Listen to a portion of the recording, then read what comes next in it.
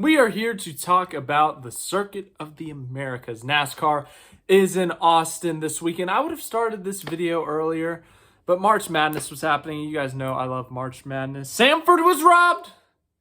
We were robbed. Anyways, yes, I don't like to miss March Madness, which is why this video is later than I expected. There's only one exception to me missing March Madness, which leads to my announcement. I will be going to Austin this weekend to the Circuit of the Americas.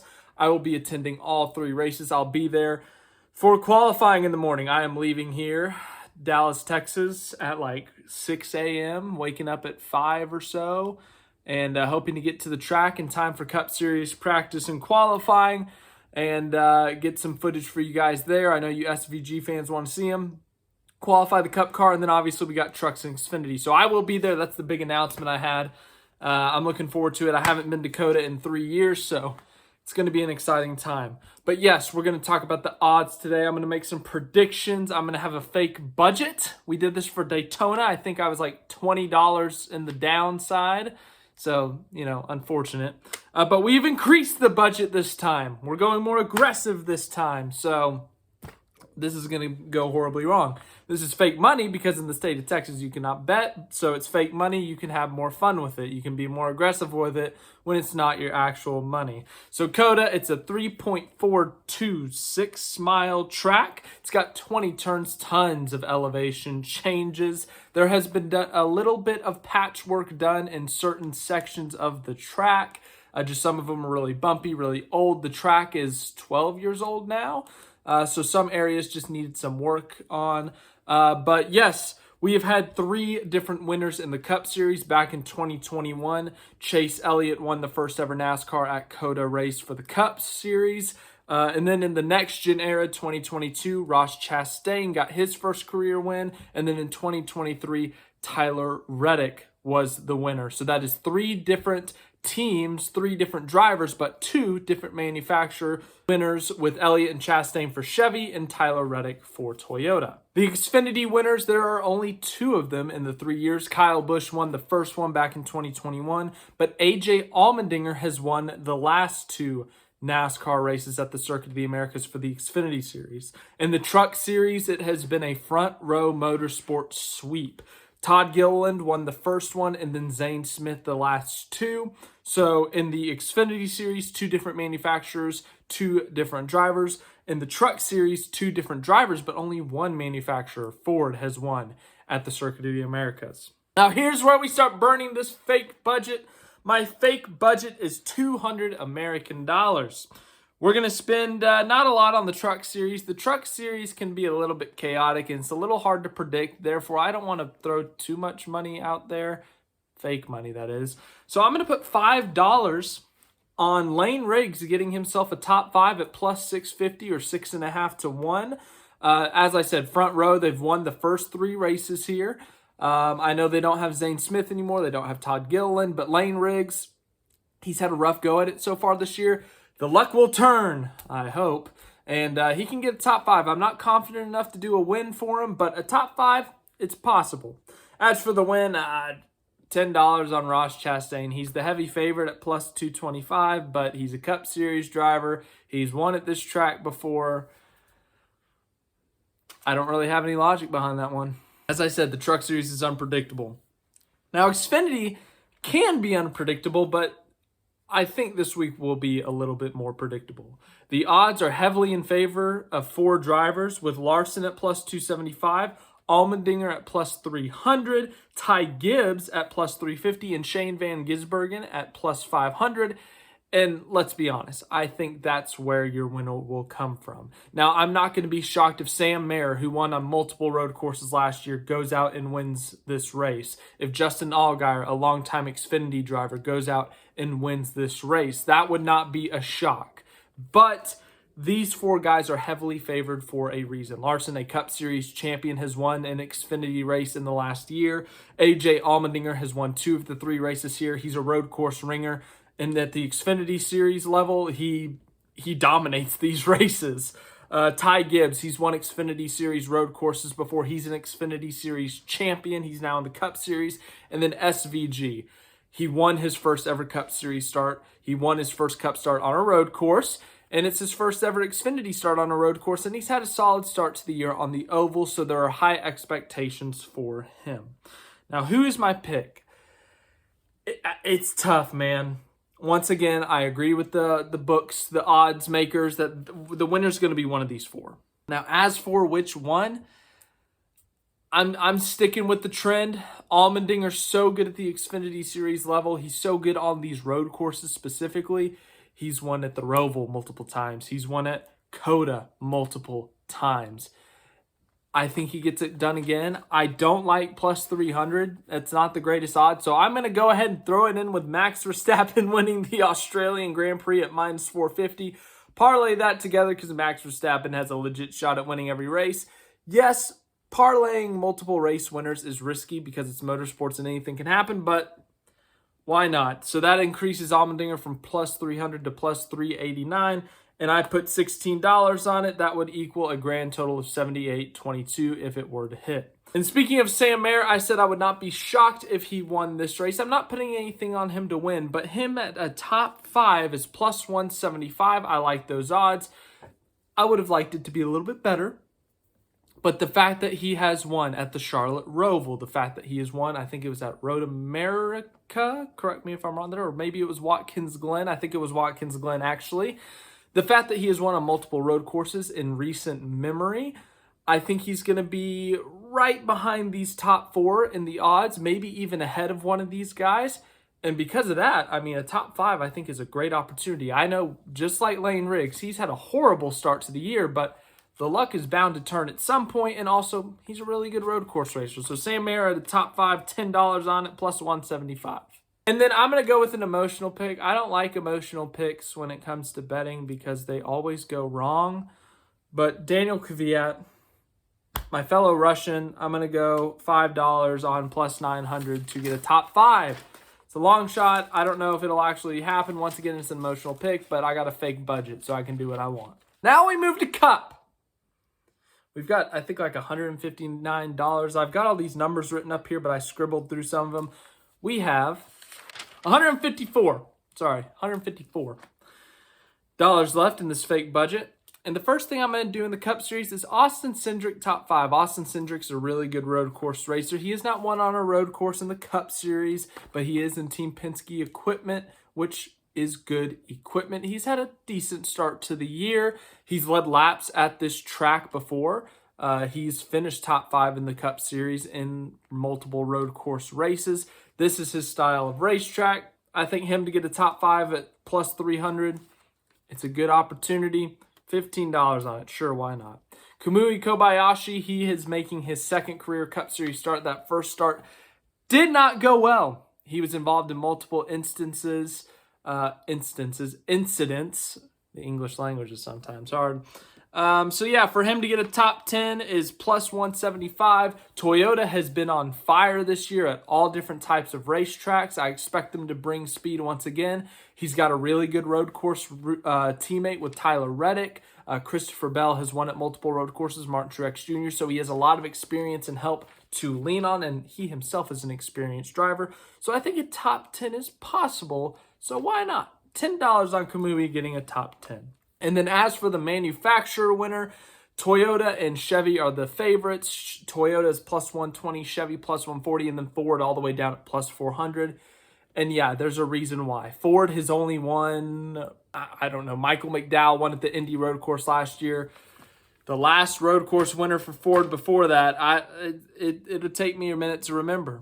The point being, Chevy has won a ton of road courses in the next-gen era. William Byron has won a race. Shane Van Gisbergen has won a race. AJ Allmendinger has won a race. Kyle Larson has won a race. Ross Chastain has won a race. These are all not just winning a race in the next-gen era, winning on a road course. And then you look at Toyota. Christopher Bell has won on a road course. Tyler Reddick, Martin Truex Jr. There is a reason that Chevy and Toyota are heavily favored to win at this road course because they are much better on the road courses. Their drivers are better on the road courses. Your best shot at a win for Ford is Austin Cindric or Michael McDowell. And while I think that it's a legit possibility, I just think the numbers, while Toyota doesn't have as many drivers, they have the better drivers and the better teams at this type of track, whereas Chevy has both. They have the numbers and they have the talent. They have Chase Elliott, who's won at 8 road courses in his career. William Byron won last year on a road course. SVG, AJ Allmendinger also won at a road course last year. That's why I'm taking Chevy to win as a manufacturer, plus 140. So $20 on that would equal a grand total of 48. So we are burning more through this fake budget. Now we are going to some weird bets. And to lead a lap, how many drivers? It's random. The over-under was originally 9.5. It has since dropped to 8.5. I'm still taking the under, though. We've been trending downward in this number. 2021, 10 drivers led a lap. 2022, 9 drivers led a lap. And then 2023, 7 drivers lead a lap. We saw William Byron and Tyler Reddick lead the majority of this race last year. And with stage cautions back, I think that could lead to some funky strategy where we ultimately see, an extra couple of drivers lead 1 or 2 laps just due to the weird strategy calls. But ultimately, if 2 or 3 guys just really dominate this race, then ultimately we're not going to see that many guys lead laps. I like the under. I think it is a bit of a toss-up. I think that number is going to be close. It's going to be close, but I'm going to take under 8.5 at $15 to win yourself 28.04. And then the average speed, once again, this is a random one. I usually don't like to pick this one, but I looked at the numbers, and it's pretty close to the number. 2021, it's a little bit of an outlier because it was raining the entire race, and it was raining hard for most of the race. So the average speed in 2021 was 59 miles an hour. In 2022, it was 70.25. And then last year, it was 72.89. So the number on that end has been increasing, but with the stage cautions coming back, that number is going to come back down a little bit. And I think 71.5, I think under 71.5 is the best option because those stage cautions are coming back, because there will be guaranteed restarts and chaos. I'm going to take the under at $15. That is even money, so that will get you 30. And then I have a crazy $5 parlay. You pick the head-to-head matchups, like a driver versus a driver, who's going to finish higher. It doesn't mean who's going to win the race. It doesn't mean who's going to score top 10. If Daniel Suarez and Michael McDowell both wreck on lap 1 and finish 38th and 39th, whoever finished 38th wins that leg of the parlay. Now, once again, these things rarely hit, but they got a nice payout. So this is usually a waste of money, but when it hits, ooh baby, then the rest of the budget, we can lose every other bet. This one will make up for it by a lot. I'm going to take McDowell over Suarez, Buescher over Hamlin, Allmendinger over Chastain, Elliott over Reddick, Gibbs over Truex, SVG over Larson, Bowman over Cindric, and Byron over Bell. So that is for essentially 193 to 1. That is an approximate number. So $5 would equal $974.12. We've got a big budget here. We're burning it on stupid stuff. It's a fake budget. We're having fun with it, guys, so why not? And then finally, the real reason you came here was to see my prediction. Who's going to win the race? I picked Ross Chastain in trucks. I picked Allmendinger in Xfinity. Who am I going to pick for Cup? Well, with Daytona, when we talked about the race winner, I said I like to spread out my bets for Daytona because it's a super speedway. It's unpredictable. You don't know what's going to happen. So you kind of have to pick some random guys because we've seen underdog winners like Austin Dillon, Austin Cindric, Michael McDowell. Circuit of the Americas, road courses, for the most part, the underdogs are a tiny bit predictable. Like Michael McDowell's a really good road course racer. SVG, really good road course racer. But now that they've won on road courses, they're no longer underdogs. SVG is up there at the 10-1 slot, I think. McDowell's probably somewhere around there too. But I'm going to take the favorites, and I'm going to lean heavy on 3 guys. One of them you will not believe. I'm going to take the favorite, Tyler Reddick. This is just kind of a safe bet, essentially. There's no safe bets in NASCAR, but Tyler Reddick's been so good at the road courses the past 2 years. He's got 3 wins on road courses. It could be more, but, NASCAR happens sometimes.